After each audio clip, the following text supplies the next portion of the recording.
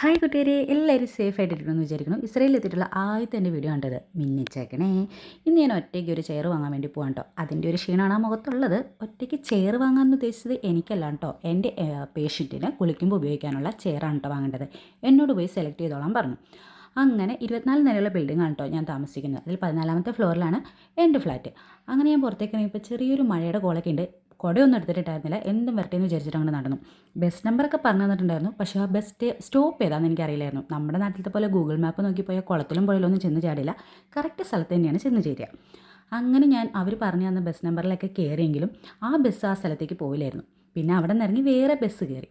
അങ്ങനെ ബസ്സിൽ കയറിയിട്ട് ഉദ്ദേശിച്ച സ്ഥലത്ത് തന്നെ എത്തി കേട്ടോ. ബസ്സിൽ പോകുമ്പോഴുള്ള കാഴ്ചകളാണ് കേട്ടോ ഇത്. അതിമനോഹരമായ ബിൽഡിങ്ങുകൾ നമുക്കിതിൽ കാണുവാൻ കഴിയും.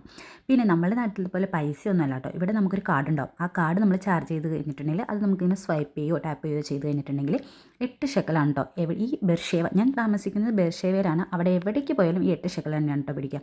അത് 1.5 മണിക്കൂറിനുള്ളിൽ ആ കാർഡ് ഉപയോഗിച്ചിട്ട് നമുക്ക് എവിടെ വേണമെങ്കിലും ബസ്സിൽ പോകാം. ഈ 8 ഷെക്കൽ ഒരു പ്രാവശ്യം അവർ പിടിച്ചു കഴിഞ്ഞിട്ടുണ്ടെങ്കിൽ പിന്നെ കൂടുതലൊന്നും അതിൽ നിന്ന് ഡെബിറ്റ് ആവത്തില്ല. അങ്ങനെ ഞാൻ ആ സ്ഥലത്തെത്തി.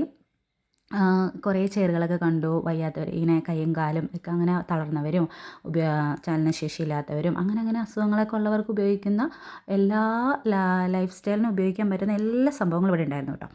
അപ്പോൾ അതൊക്കെ ഇങ്ങനെ കണ്ട് നടന്ന് ഒരെണ്ണം ഞാൻ സെലക്ട് ചെയ്തു. അങ്ങനെ ജസ്റ്റ് അവരുടെ ആ റിസപ്ഷൻ്റെ ഏരിയയിലേക്ക് ചെന്നപ്പോൾ ഇതെന്താ സംഭവം, ഇതെന്താണെന്ന് വെച്ചിട്ടുണ്ടെങ്കിൽ 5 ഷെക്കൽ നമ്മളിതിലിട്ട് കഴിഞ്ഞിട്ടുണ്ടെങ്കിൽ ഡ്രിങ്ക്സ് അതിൽ നിന്ന് കിട്ടും കേട്ടോ. പിന്നെ അത് കൂടാതെ വേറെ കുറേ സംഭവങ്ങളൊക്കെ അവിടെ ഉണ്ടായിരുന്നു കേട്ടോ. സെയിലിന് വേണ്ടി വെച്ചിരിക്കുന്നതായിരുന്നു കേട്ടോ. കുറച്ച് ഓർണമെൻറ്റ്സ് ഉണ്ടായിരുന്നു, പിന്നെ കുറച്ച് സ്റ്റാച്ചുകളൊക്കെ ഉണ്ടായിരുന്നു. ആരുടെ തലയായിരിക്കണത്? അങ്ങനെ അതൊക്കെ വിൽക്കാൻ വേണ്ടി വെച്ചേക്കണം കേട്ടോ, ഏതോ ഒരാളുടെ തല.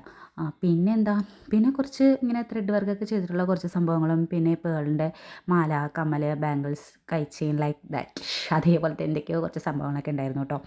അങ്ങനെ ഞാനൊരു ചെയർ സെലക്ട് ചെയ്തു. അവർ എംപ്ലോയറുടെ ഫാമിലിനെ വിളിച്ചറിയിച്ചു. അവരെനിക്ക് ടാക്സി പിടിച്ചു തന്നു കേട്ടോ. അങ്ങനെ ഞാൻ ആ ചെയറും കൊണ്ട് തിരിച്ച് എൻ്റെ ഫ്ലാറ്റിലേക്ക് പോവാണ് കേട്ടോ.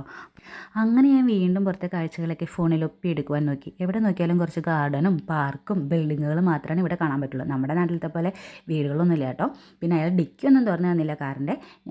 കാറെന്ന് പറഞ്ഞു കഴിഞ്ഞിട്ടുണ്ടെങ്കിൽ ഹീബ്രുവിൽ മോണിത്ത് എന്നാണ് കേട്ടോ. മീൻസ് കാറല്ല, ടാക്സി എന്ന് പറഞ്ഞു കഴിഞ്ഞാൽ മോണിത്ത് എന്നാണ് കേട്ടോ.